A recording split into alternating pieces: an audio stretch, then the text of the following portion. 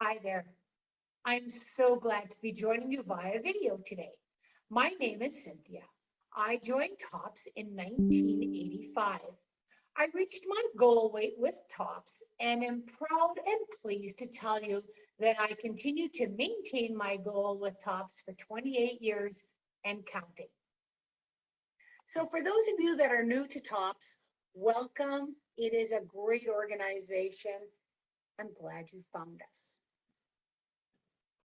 So starting at the beginning, what do you know? You need to know where you're coming from, I guess would be the first thing.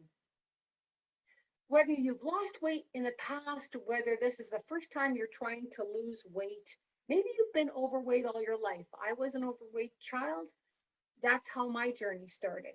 Maybe you have health issues and you're wanting to change not only the number on the scale, but the numbers that you're seeing at the doctor's office. And so all of those items, all of those are important pieces to your puzzle. Do you do the grocery shopping in your home? Or does someone else do the grocery shopping? Do you have input on meal prep? Do you prep all the meals? What's your environment like? What's your living situation? All of these are important in understanding what you need to change, where you need to go, where you need to take your plan. So it all starts at the beginning, and first you need to know where that is. So the first thing is, what are you eating now?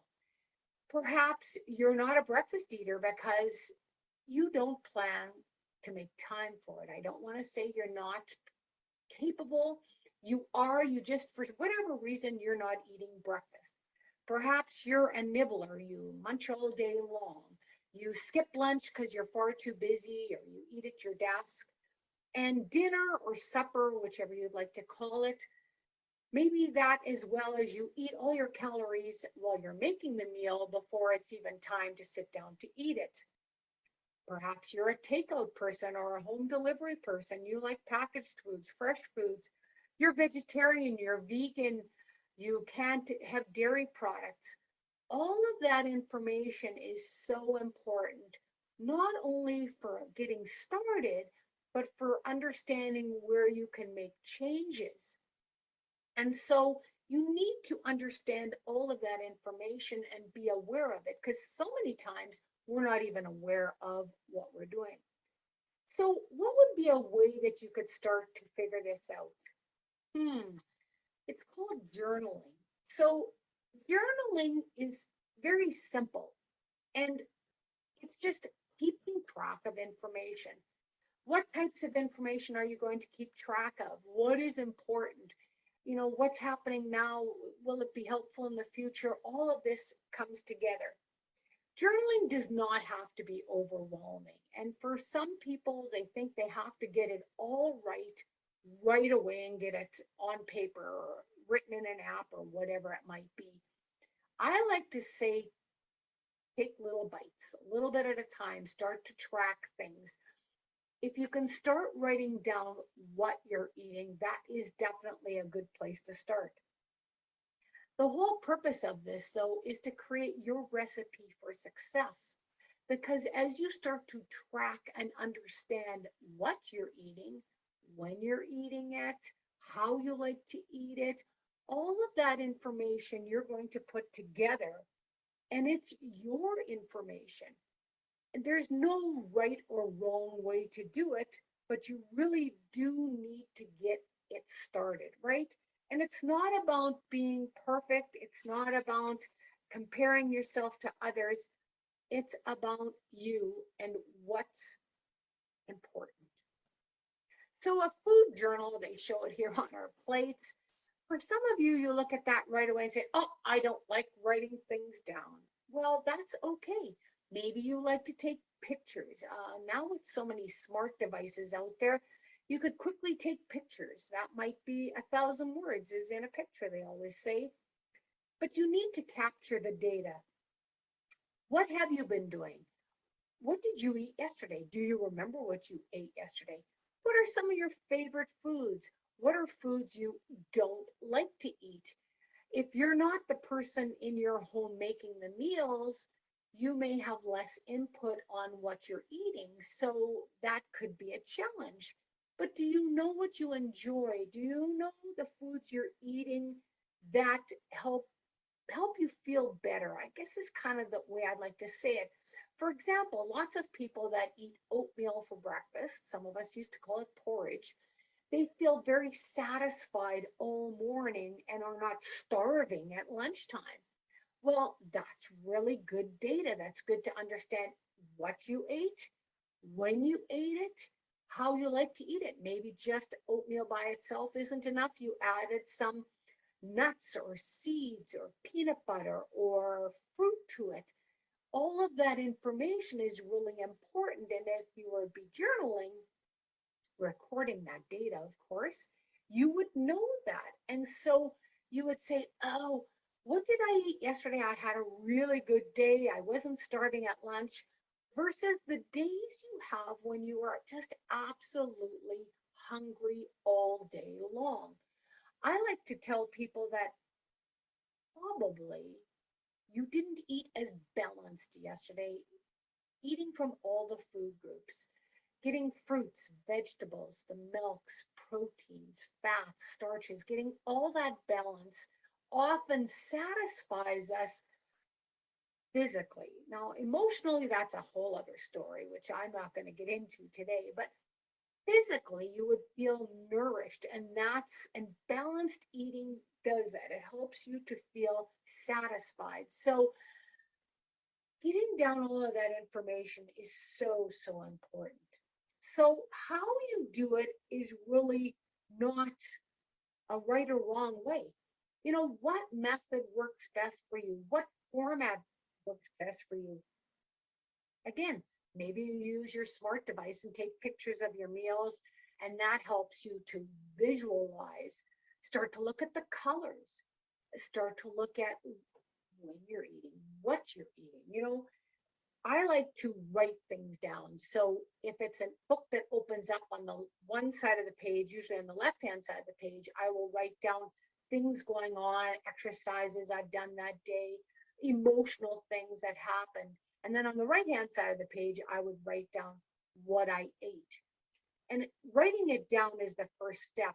Once you get it written down, writing down the portions or recording whatever method, what is the portion amount you ate? What's the serving size? And then learning the exchange category that it fits in totally starts to make that picture come together. So one way of looking at this is to treat journaling like a journalist. And what does that mean? Well, a good journalist gets all the facts, they get all the data, and from that data, they create a story. So everything you're eating and everything you're drinking, everything you're consuming needs to be recorded. I always say written down, and that can be limiting. Some of you may hear, but I don't want to write it. Capturing it, there's lots of apps out there right now, and people are using apps. They're writing in fancy journals. Some people are buying stickers and making it all wonderful. However it works for you, it's just you have to find the method that makes sense for you, but it's got to become something you look forward to doing. So however that might be, start to treat yourself like a journalist. And so what does a journalist mean? They look at the who, what, where, when, why, and hows. So who, well, maybe the who in your journal is things that went on that day, because food isn't a person.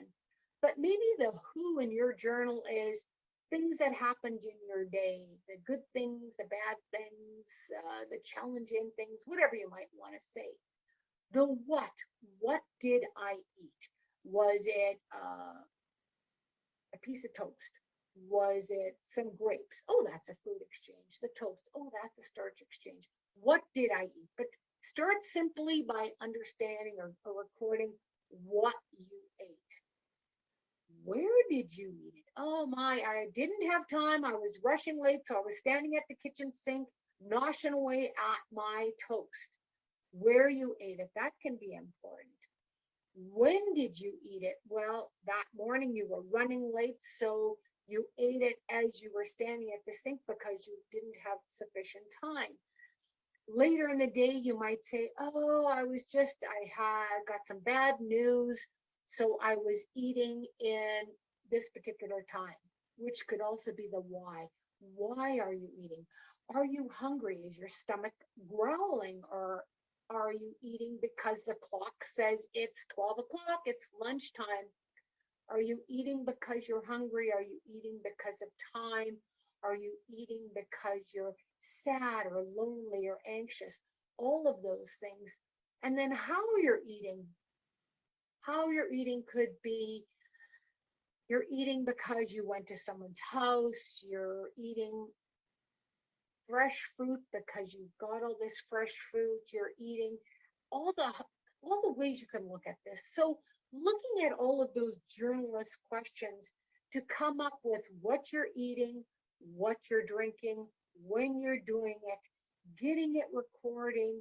Are you eating mindlessly? Are you just eating because you're bored? There's nothing to do right now.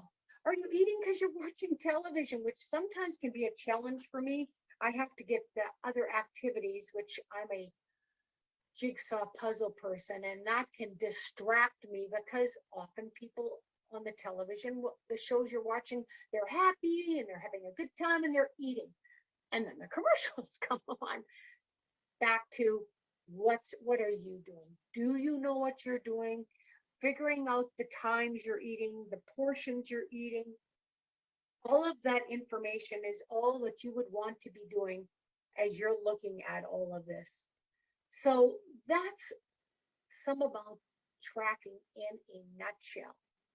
Well, how about questions? Questions about this? It can be, as I said, all about your process. What's going to work for you? What process? What application? What's going to work for you? Because in the long run, that's what's important. How should I track food? That would be the question. What's the first question? How should I track food? Well, what did I say? Whatever works for you, whatever you'll look forward to doing, whether you're taking pictures, handwriting in a journal, typing in an electronic app, using a notebook, using an app, whatever works for you, that's what is important. That's what you should track, is the way you're going to get it done. What should I track? What did we talk about? What should you track? Everything that you're eating and drinking. That is the key, because those simple little, oh, I forgot about that. I didn't get it done. Oh, did I have any fruit yesterday? Oh, I can't remember. Oh, I mustn't have. Get it written down. Everything you're eating and drinking, it's so important to capture that information. When is the best time to track? Well, even though we didn't really talk about it prior to these questions, when would be the best time? Probably when you're eating it and drinking it. When you're eating it, track it. Now, some people like to plan their entire day and follow that plan. Well, that's great too. But be patient and realize that sometimes you might have to make some changes. Just get it written down. It's all about tracking it so that at the end of the day, you can say, oh, how did I do today? What can I do tomorrow? How am I feeling? How did this all come together? Why should I track food? Well, so often we eat mindlessly. There's no doubt about it. We might forget what we ate. Sometimes we get so caught up in everything else going on that we forget because something else has taken over our attention that day. And so getting into that habit, and that's another great word. When you're tracking it, it becomes a habit. When it becomes a habit, we're more apt to get it done. And when you're doing it in a method that makes sense and that you look forward to doing, all of that makes it easy. And when it's easy, you're going to do it. And when you start to see results either on the scale, in the way your clothes are fitting, or the next time you visit your doctor and your physician says, hey, your numbers are better, that's all what makes a difference. And you can go back to those journals and say, look, here's what I've been doing. This is what's been working for me. So that's it in a nutshell. One more time, thanks for joining TOPS. And food tracking is totally a way to find your way to success, to create your recipe for success. And I highly recommend it. You get started and dig out those journals and dust them off if you lost your way. You've done a good job. Congratulations. Now I encourage you, you're ready to move on to portion distortion, because all of that information comes in handy when we're looking at making changes. Thanks so much for joining me here today. All right.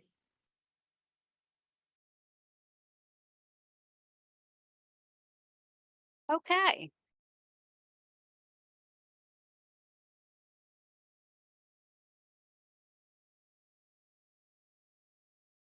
So, what came with that video was a link to do it yourself food journal.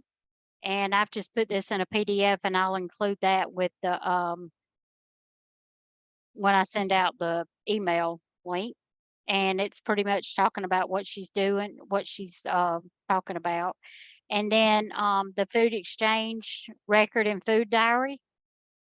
This is where you can record your food, and then you can record your, what kind of exchange it is. If you like paper, this is a good way to record all of that. It's got a place for exercise and water as well. Um, and then there is a link to the 28-day meal plan, which I'll also include in that. And if y'all have never looked at this meal plan, it's really cool the way it's set up, because it tells you exactly what to eat. It plans everything for you, and it gives you a shopping list, and it just tells you everything you eat. And of course, on the exchange system, if you don't like something, then you can just uh, choose something else in the same food category. But see, it tells you exactly what your shopping list should look like. So those people that come in and they want to say, what do I eat? This is where you want to point them to, is this 28-day meal plan. Okay. Comments, questions, anything? Sue, you want to unmute? Hey, can you hear me? Hey, This is yes, who is Valerie. this? Valerie. Okay. Oh, okay. Valerie, Yeah. I'm in Michigan by Lake Oh, Huron. wow.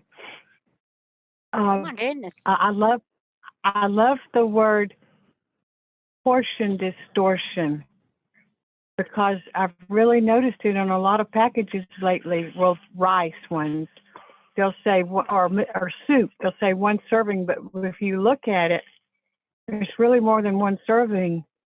So that portion distortion is really easy. I don't see how they can legally do that. I don't understand. Anyway, but that was very good. I need all the reinforcement I can get. Yeah, I think we all do. Journaling is important because it works. I do so much better when I journal, but I hate doing it. I'm a paper person. That the journal that you show, the paper, I was doing that for a long time. And then, that one. And I figured out because in the blue book, I figured out my calories to maintain my COP status. And so, one day, it depends if I exercise a lot or whatever. It depends on what I get. But then there's times I get away from it. I'm just not consistent like I should. Mhm. And some people go, oh, well, they do it on their phones. I'm like, I'm just not. if I don't see it on paper, I have to see visual, so to speak. So then I thought I'll just get a book and I'll just journal on one page, as it opens up. The left side would be what I did that day, and the right side, I just write down what I ate. Well, I did that for about a week, and then that was the end of that. Yeah. It's just kind of like, I guess when I've been at COPS for so long, it's kind of like you kind of know, Yeah. and you kind of know when you've gone over and what you should do but another thing I do is a small degree of intermittent fasting. I eat by breakfast about 10, and I try not to eat anything after 7 at night, and everybody has their own way to figure out what works for them. But Mhm. with TOPS, they give you a lot of tools, and they make you think. And I think the biggest thing on journaling is capturing the data. I think we don't realize how much we're eating. We think we're eating the right portions, but when you go into that portion distortion, you find out, and in our day one's the same way. You go in there and it shows you what a serving is, or of fruit, or of a starch, and it shocks you. You're like, wow, that's it. Yeah. Yeah. That's it. Yeah. But I mean, it starts with your brain.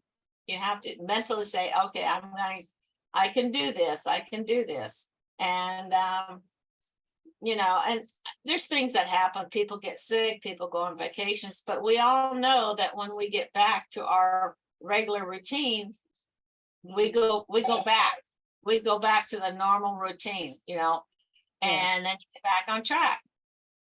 Rather than we never give up. We are always Yeah. trying. Well, I think consistency is the key to long-term success. Mhm. Yeah. Okay. Anybody else have any comments? And I think on the website, let me go back to the website here. Yeah.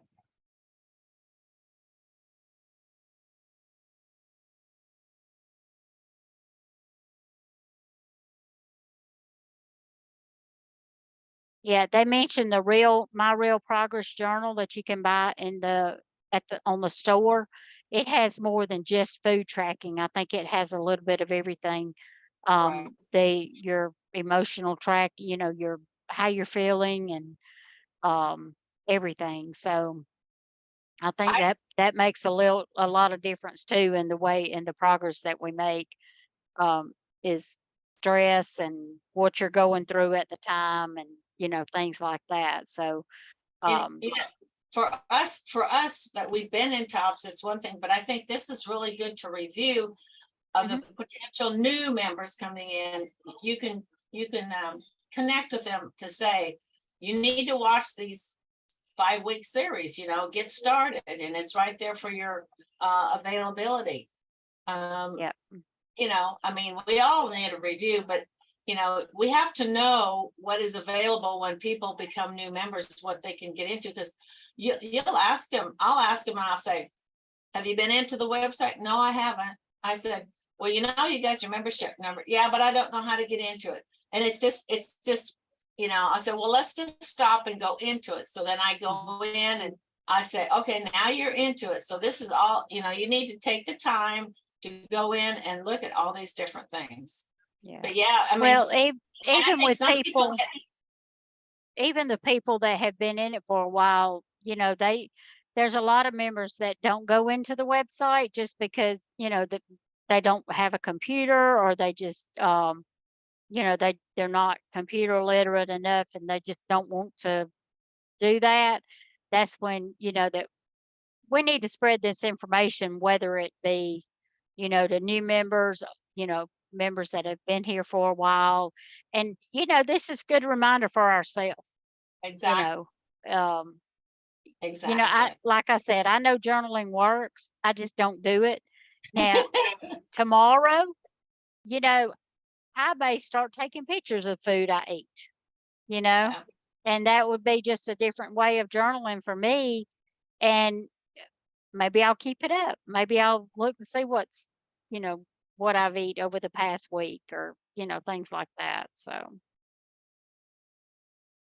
very That good. was a good idea. I never thought of. Yeah. Yeah.